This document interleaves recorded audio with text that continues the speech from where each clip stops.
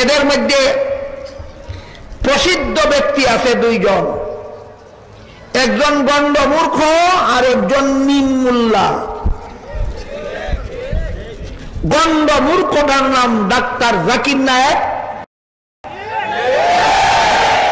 আর মিম মোল্লাটার নাম মতিউর রহমান জালমাদনী।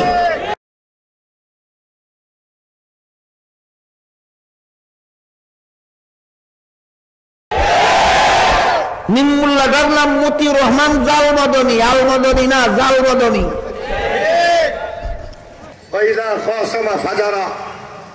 আল্লাহ হাবিব বলেন মুনাফিকের আলামত তিনটা, অফি রাওয়ায়াতিন চারটা। যদি চারোটা আলামত কারোর মধ্যে পাওয়া যায়, হুজুর বলেন কানা মুনাফিকান খালিসা, এই লোকটা একবারে মেড ইন জাপান মুনাফিক, অরিজিনাল মুনাফিক। এর মধ্যে একটা আলামত হলো ওয়াইদা খাসামা ফাজারা, যখন ঝগড়া করে, যখন কোনো প্রতিবাদ কারো করতে যায়, অশালীন শব্দ ব্যবহার করে, গালি দেয়।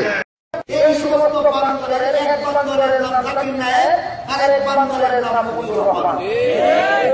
কোনদিন কোন মুমিনের জবানে গালি আসতে পারে না যদি কোরআনের জলসার, কোরআনের মজলিসে, কোরআনের প্যান্ডেলে, ওলামায়ে কেরাম তাওহীদ জনতার প্যান্ডেলে কোরআন সামনে নিয়ে বসে গালি দেয়।